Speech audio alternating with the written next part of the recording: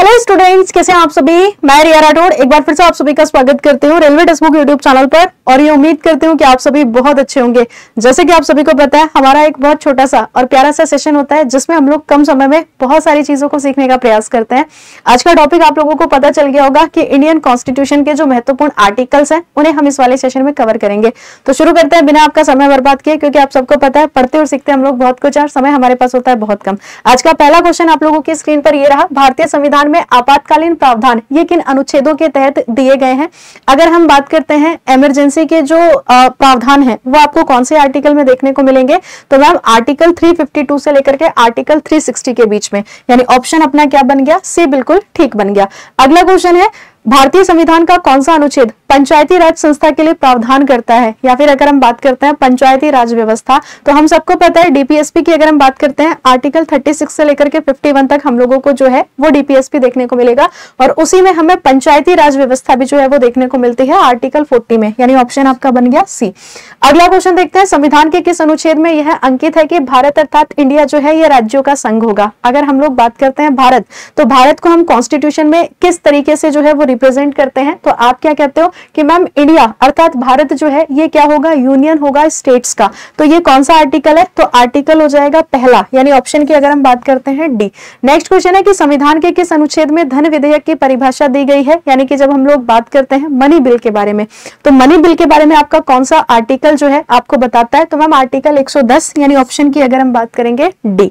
अगला क्वेश्चन देखते हैं कि संविधान के किस अनुच्छेद में संविधान के संशोधन की प्रक्रिया का उल्लेख आपको मिलता है, यानी कि जब हम बात करते हैं कॉन्स्टिट्यूशन अमेंडमेंट की बात करोगे तो इसके लिए आपको आर्टिकल कौन सा देखने को मिलेगा, आर्टिकल 360 है, 356 है, 352 है, या फिर अगर हम बात करते हैं आर्टिकल 368। तो करेक्ट आंसर हमारा क्या बन जाएगा, अगर हम संविधान में संशोधन की प्रक्रिया की बात करेंगे तो आर्टिकल 368 यानी कि 368। अगला क्वेश्चन है, संविधान के किस अनुच्छेद में उपराष्ट्रपति के पद का प्रावधान आप लोगों को देखने को मिलेगा, यानी कि जब हम वाइस प्रेसिडेंट की बात करेंगे, और इस समय वाइस प्रेसिडेंट कौन हो जाते हैं, जगदीप धनखड़।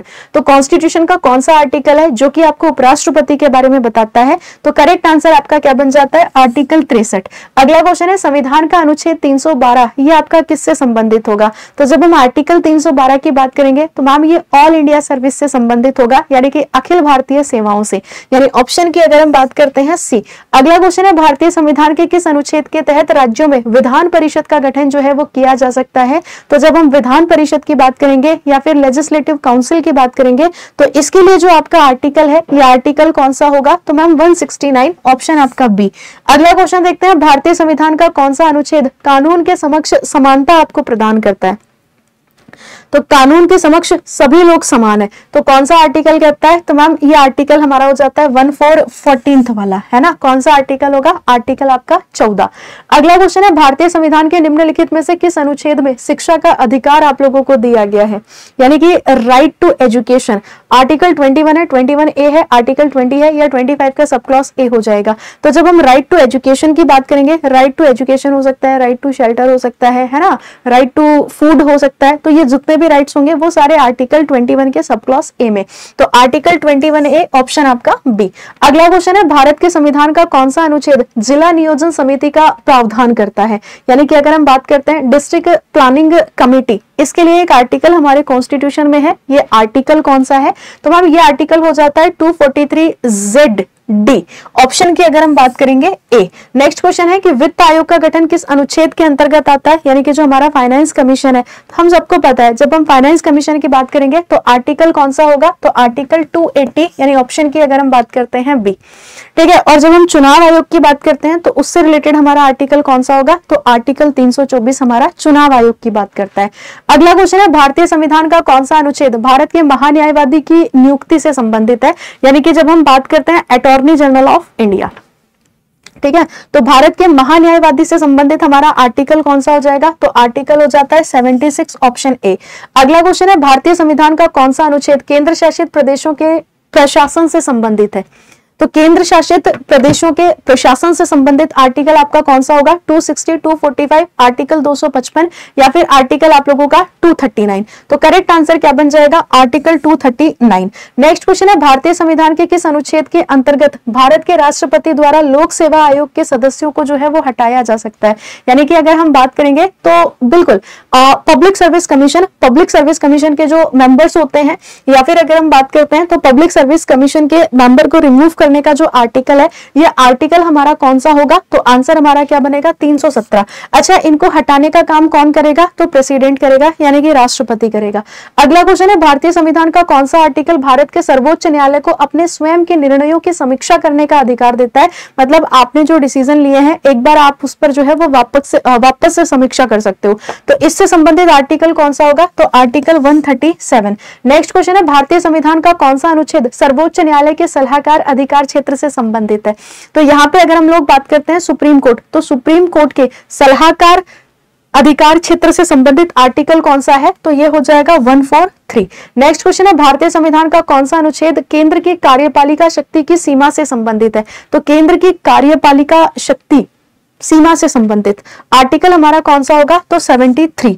नेक्स्ट क्वेश्चन देखते हैं, राज्य के नीति निदेशक तत्वों के प्रावधान ये किसके अंतर्गत आते हैं? तो जब हम डीपीएसपी की बात करेंगे तो डीपीएसपी आपको कौन से आर्टिकल में देखने को मिलेगा? तो मैम आर्टिकल 36 से लेकर के 51, यानी ऑप्शन आपका ए। अगला क्वेश्चन है, भारतीय संविधान का कौन सा अनुच्छेद भारत के केंद्र शासित प्रदेशों में उच्च न्यायालयों के गठन से संबंधित है? यूनियन टेरिटरी और यूनियन टेरिटरी के हाईकोर्ट के गठन से संबंधित है ना। एक आर्टिकल है जो कि आप लोगों का यूनियन टेरिटरीज में हाईकोर्ट के गठन से संबंधित है। तो आर्टिकल हमारा यहाँ पे कौन सा होगा? तो आर्टिकल 241, 241। अगला क्वेश्चन है, निम्नलिखित में से कौन सा आर्टिकल संसद में प्रयुक्त होने वाली लैंग्वेज से संबंधित है? कॉन्स्टिट्यूशन या फिर अगर हम बात करते हैं पार्लियामेंट, कॉन्स्टिट्यूशन नहीं सॉरी पार्लियामेंट, तो पार्लियामेंट में जो लैंग्वेज यूज होगी तो उससे संबंधित आर्टिकल आपका कौन सा होगा? तो उससे संबंधित आर्टिकल हो जाता है 120। अगला क्वेश्चन है, किस अनुच्छेद में भारत के चुनाव आयोग के कार्यालय का जिक्र आपको देखने को मिलता है? तो हमारा जो इलेक्शन कमीशन होगा तो इसके जो काम होंगे तो ये आपको कौन से आर्टिकल में मिलेंगे? आर्टिकल 324। या फिर इलेक्शन कमीशन ऑफ इंडिया की अगर हम बात करेंगे जो 3 पर्संस का बॉडी होता है, एक इसमें कौन होता है? मुख्य चुनाव आयुक्त, और 2 इसमें क्या होते हैं? चुनाव आयुक्त। ठीक है, आगे बढ़ते हैं। अगला क्वेश्चन, राष्ट्रपति की चुनाव से संबंधित एक आर्टिकल है और ये आर्टिकल आपका कौन सा होगा? है ना, प्रेसिडेंट के इलेक्शन से संबंधित एक आर्टिकल है और ये आर्टिकल कौन सा होगा? 54। अगला क्वेश्चन है, भारतीय संविधान का कौन सा अनुच्छेद पर्यावरण की रक्षा और सुधार तथा वनों और वन्य जीवों के संरक्षण का प्रावधान करता है? तो यहाँ पे पर्यावरण की रक्षा से संबंधित आर्टिकल कौन सा है? 48 का सब क्लॉज ए, यानी ऑप्शन की अगर हम बात करते हैं सी। अगला क्वेश्चन है, भारतीय संविधान का निम्नलिखित में से कौन सा अनुच्छेद कुछ मामलों में गिरफ्तारी और हिरासत से सुरक्षा प्रदान करता है ना? तो आर्टिकल 15 होगा, 22 होगा, 18 होगा। तो मैम यहाँ पे जो हमारा करेक्ट आंसर बनेगा वो बनेगा आर्टिकल 22। अगला क्वेश्चन देखते हैं, निम्नलिखित में से कौन सा अनुच्छेद यह बताता है कि प्रधानमंत्री की नियुक्ति जो है वो राष्ट्रपति के द्वारा करी जानी चाहिए? या फिर जब हम लोग बात करते हैं तो पीएम को अपॉइंट कौन करेगा? तो राष्ट्रपति। तो आंसर बनेगा आर्टिकल आपका 75। अगला क्वेश्चन है, आर्टिकल 123 के अनुसार अध्यादेश बनाने की शक्ति डैश की सबसे महत्वपूर्ण जो है ये विधायी शक्ति है ना। सबसे इंपॉर्टेंट जो लेजिस्लेटिव पावर होगी ये किसकी हो जाएगी? तो मैम ये राष्ट्रपति की। अगला क्वेश्चन है, निम्नलिखित में से कौन सा अनुच्छेद राज्यसभा की संरचना से संबंधित है? तो सरला हम लोगों को पता है, पहले संसद आएगा, फिर राज्यसभा आएगा, फिर लोकसभा आएगा, यानी कि आर्टिकल 79, 80 और 81। तो करेक्ट आंसर क्या बन गया? आर्टिकल 80। अगला क्वेश्चन देखते हैं, भारतीय संविधान का कौन सा अनुच्छेद स्पष्ट रूप से यह प्रावधान करता है कि राष्ट्रपति पुनः निर्वाचित होने के लिए जो है वो पात्र है? यानी कि वो वापस से क्या हो सकते हैं? वो री इलेक्ट हो सकते हैं, है ना, उनका री इलेक्शन हो सकता है। तो आंसर हमारा क्या बन गया यहाँ पे? आर्टिकल 57। अगला क्वेश्चन है, भारत के संविधान का कौन सा अनुच्छेद राष्ट्रपति को सर्वोच्च न्यायालय के न्यायाधीशों की नियुक्ति करने का अधिकार प्रदान करता है? कॉन्स्टिट्यूशन का वो कौन सा आर्टिकल है जो राष्ट्रपति को हाईकोर्ट के जो न्यायाधीश होते हैं इनको अपॉइंट करने का अधिकार देता है? तो आर्टिकल आपका 124 और 124 का सब क्लॉज 2। अगला क्वेश्चन है, कौन सा अनुच्छेद 32 के समान प्रावधान रखता है और रिट अधिकारिता से संबंधित है? तो आर्टिकल 32 के समान हमारा आर्टिकल कौन सा होगा? तो आर्टिकल 226, यानी ऑप्शन आपका डी। अगला क्वेश्चन देखते हैं, भारतीय संविधान के अनुच्छेद 1 में आप लोगों को क्या देखने को मिलेगा? तो आर्टिकल अगर 1 की अगर हम बात करते हैं तो जहां यहाँ पर आपको यूनियन देखने को मिलेगा, वही आंसर होगा। यानी ऑप्शन की अगर हम बात करते हैं, इंडिया अर्थात भारत, ये राज्यों का क्या होगा, ये राज्यों का संघ होगा। अगला क्वेश्चन है, भारतीय संविधान का अनुच्छेद 50 जो है ये डैश का उल्लेख करता है, या जब हम आर्टिकल 50 की बात करेंगे तो ये क्या कहता है, कार्यपालिका से न्यायपालिका का पृथक्करण। यानी ऑप्शन की अगर हम बात करेंगे तो बी बिल्कुल ठीक होगा। अगला क्वेश्चन है, अनुच्छेद 21 निम्नलिखित में से किस मौलिक अधिकार से संबंधित है? तो जब हम आर्टिकल 21 की बात करेंगे तो आर्टिकल 21 जो है ये जीवन और व्यक्तिगत स्वतंत्रता के संरक्षण की बात करता है। ऑप्शन आपका डी। अगला क्वेश्चन है कि भारत के संविधान का कौन सा अनुच्छेद किसी राज्य के राज्यपाल को क्षमादान की शक्ति प्रदान करता है? जैसे राष्ट्रपति के पास होती है ना क्षमादान की शक्ति, वैसे ही अगर हम लोग यहाँ पे बात करने की कोशिश करें तो भारत के संविधान का कौन सा अनुच्छेद किसी राज्य के राज्यपाल को क्षमादान की शक्ति प्रदान करता है? तो मैम आर्टिकल कौन सा होगा? तो आर्टिकल 161। अगला क्वेश्चन है, भारतीय संविधान का निम्नलिखित में से कौन सा अनुच्छेद नागरिकता से संबंधित है? तो जब हम नागरिकता की बात करेंगे तो नागरिकता से संबंधित कौन सा आर्टिकल होगा? तो यहाँ पे आर्टिकल 5 से लेकर के 11। ऑप्शन आपका डी।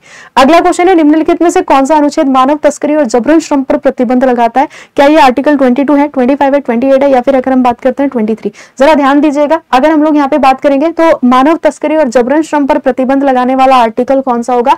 तो मैम आर्टिकल हो जाता है 23, है ना, शोषण के विरुद्ध अधिकार, आर्टिकल 23 और 24। अगला क्वेश्चन है, भारतीय संविधान का कौन सा अनुच्छेद केंद्र की कार्यपालिका शक्ति के बारे में बताता है? तो केंद्र की कार्यपालिका शक्ति के बारे में आर्टिकल 53 आपको बताएगा।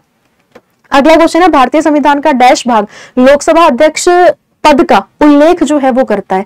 तो लोकसभा आप लोगों को कहां पर देखने को मिलेगी, मतलब लोकसभा अध्यक्ष के पद के बारे में आपको बताएगा आर्टिकल, और वो आर्टिकल हो जाता है कौन सा? 93, है ना। भारतीय संविधान का डैश भाग, या अगर हम बात करते हैं तो डैश आर्टिकल जो है ये आपको लोकसभा अध्यक्ष के पद के बारे में बताता है, तो आर्टिकल 93।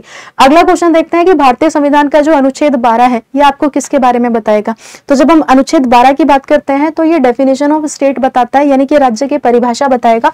ऑप्शन आपका बी बिल्कुल ठीक होगा। अगला क्वेश्चन है, भारतीय संविधान का निम्नलिखित में से कौन सा अनुच्छेद भारतीय संसद से जो है वो संबंधित है? तो जब हम पार्लियामेंट की बात करते हैं तो 79 से लेकर के 122। ऑप्शन आप लोगों का सी बिल्कुल ठीक होगा। अगला क्वेश्चन है, भारतीय संविधान का अनुच्छेद 17 किससे संबंधित है? तो 17 हम सबको पता है अस्पृश्यता के अंत से संबंधित है, या फिर अगर हम बात करते हैं अनटचेबिलिटी के अंत से, तो ऑप्शन आपका क्या बन गया? बी बिल्कुल एकदम ठीक बन गया। अगला क्वेश्चन है, भारतीय संविधान का आर्टिकल 39A जो है ये किससे संबंधित होगा? तो 39A की अगर हम बात करेंगे तो ये हो जाएगा फ्री लीगल एड से संबंधित। नेक्स्ट है, निम्नलिखित में से कौन सा अनुच्छेद अल्पसंख्यकों के हितों के संरक्षण के लिए है? तो अल्पसंख्यकों के हितों के संरक्षण से संबंधित आर्टिकल कौन सा होगा?